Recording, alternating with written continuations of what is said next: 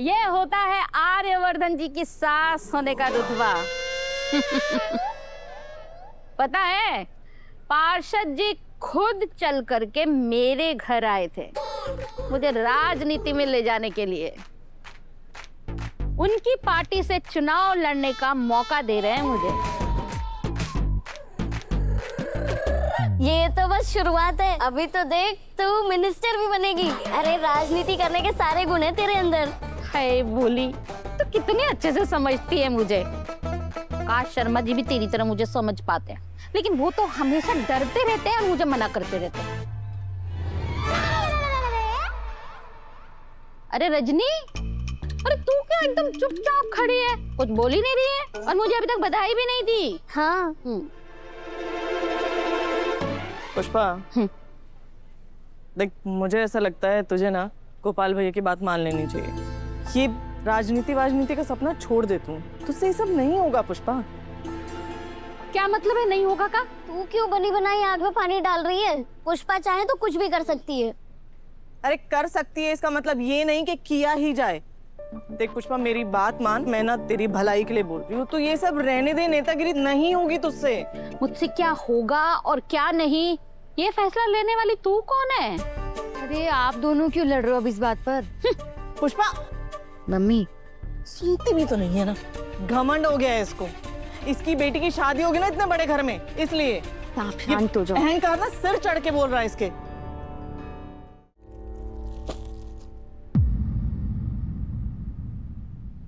क्या हुआ अंकल, आप इतने परेशान क्यों लग रहे हैं? नील, पुष्पा जी का ये राजनीति में जाना मुझे बिल्कुल अच्छा नहीं लग रहा। पता नहीं वहां जाके क्या अनर्थ कर देगी। अंकल आप इतनी टेंशन मत लीजिए, मुझे लगता है कि पुष्पा आंटी सब हैंडल कर लेंगी। नहीं हैंडल कर पाएंगी। मतलब तुम ऐसा क्यों कह रही हो? अंकल आसपास की औरतें ना जानबूझ के पुष्पा आंटी को इन सब में फंसा रहे हैं और कुछ नहीं। वही तो सिमरन, मुझे पता है, पर पुष्पा जी मेरी बात सुने तो ना। मम्मी ने भी आज उनसे बात करी थी, वो मम्मी से भी गुस्सा हो गई हैं। मुझे ना पुष्पा आंटी की बहुत टेंशन हो रही है। सिमरन ये तुम क्या कर रही हो? मैं अंकल की टेंशन कम करने की कोशिश कर रहा हूँ और तुम बढ़ा रही हो। मैं उनकी टेंशन नहीं बढ़ा रही हूँ नील, जो सच है वही बता रही हूँ। अंकल मैं अनु से बात करूँ क्या? नहीं, अनु को इस सब में मत घसीटो। वो अपना घर संभालेगी या यहाँ की सब दिक्कतें सुलझाएगी।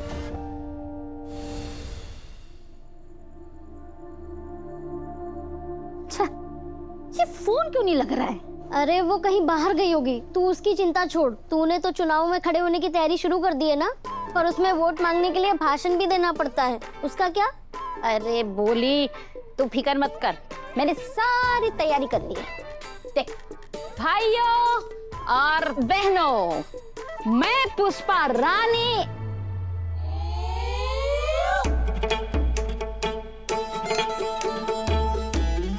पानी लेके आती हूँ। नहीं, कोई जरूरत नहीं है पानी की। पुष्पा मैं चलती हूँ, मुझे देर हो रही।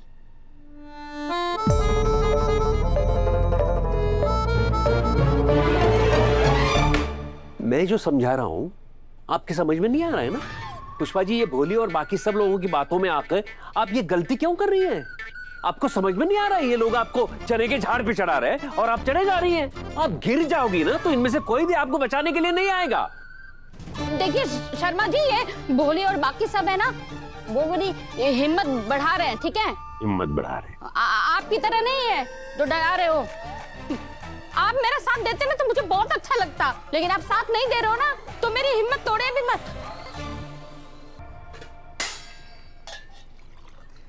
पुष्पा जी, मेरी अब समझ में आ गया है, जो लोग आपसे सही बात कर रहे हैं, सही सलाह दे रहे हैं ना, उनसे आपको दिक्कत है। आपने रजनी से भी लड़ाई कर ली ना, क्योंकि वो आपको सही सलाह दे रही थी, सही कह रही थी मेरी तरह। कोई सही वही नहीं कह रही थी, वो जलती है मुझसे। अरे पुष्पा जी, वो तो आपकी सबसे अच्छी दोस्त है, सबसे अच्छी सहेली है, उसके बारे में आप ये कह रही हो? अच्छा बताइए मुझे, वो आपसे क्यों जलेगी भला?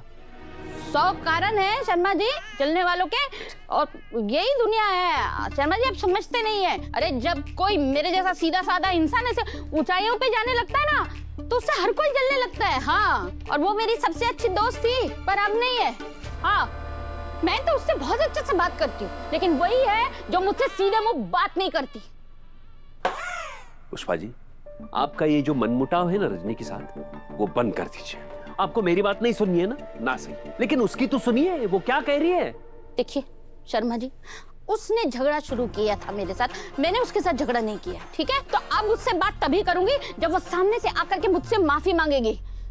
तूने देखा सिमरन, मैं उसके भले के लिए उसको समझा रही थी और वो वहां से चढ़ के कैसे भाग के गई है।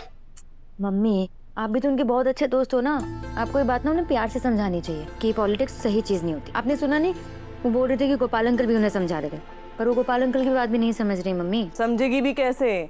उसके दिमाग पे ना ये जो गुरूर चढ़ गया ना बड़े आदमी की सास होने का। शादी उसकी बेटी की हुई अमीर घर में, लेकिन वो उसका दिमाग साथ में आसमान पर है। कोई मौका नहीं छोड़ती है वो इस बात का ढिंडोरा पीटने का। इसमें क्या हो गया? उसकी बेटी की किस्मत अच्छी निकली और मेरी की नहीं।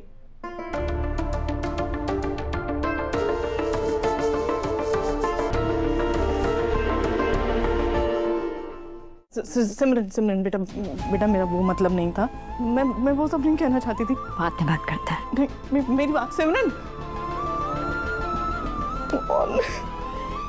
की वजह से मेरा दिमाग खराब हो रखा है।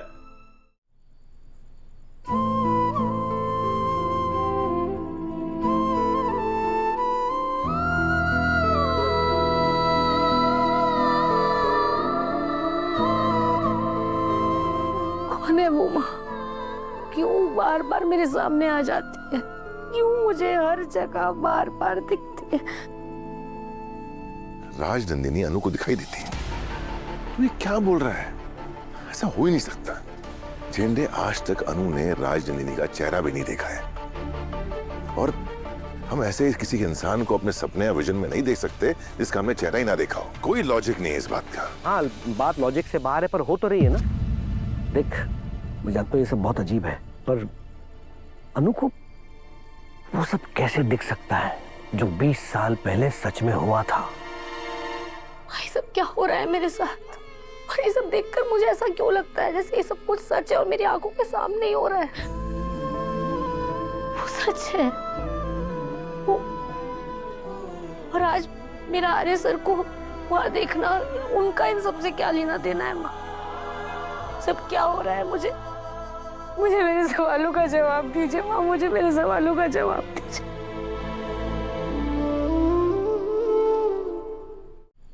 लो बेटी, प्रसाद लो।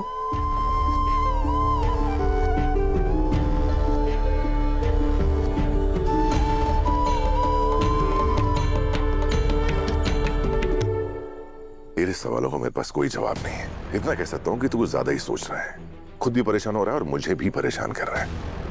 देख झेंडे, ऐसा हो ही नहीं सकता कि अनु को अपने विजन में राजनंदिनी दिखे। तू इस बारे में सोचना बंद कर। आर्या, जो कुछ भी हुआ है ना, उसके बाद क्या हो सकता है और क्या नहीं, उस पे से मेरी सोच काफी बदल गई है। तू ना अनु को राजनंदिनी के बारे में कुछ भी मत बताना, कभी भी नहीं। यार, मैं तुझे पहले भी बोल चुका हूं, मैं राजनंदिनी के बारे में कुछ भी नहीं बताना चाहता अनु को। मैं राजनंदिनी की हर चीज से अनु को दूर रखना चाहता हूँ। मैं ये चाहता कि मेरे अतीत की जरा से भी परछाई मेरे आज पर पड़े। तो ये सब सोचना बंद कर, इस सब का कोई सेंस नहीं है। और अनु, उसके साथ में जो कुछ भी हो रहा है उसका क्या? देख, मुझे अनु को डॉक्टर के पास ले जाना होगा, समझना होगा कि उसके साथ ये बार बार क्यों हो रहा है। और देख, तू अनु के बारे में सोचना बंद कर, तू जलंधर के बारे में सोच। मैं भी कमिश्नर से बात करता हूँ।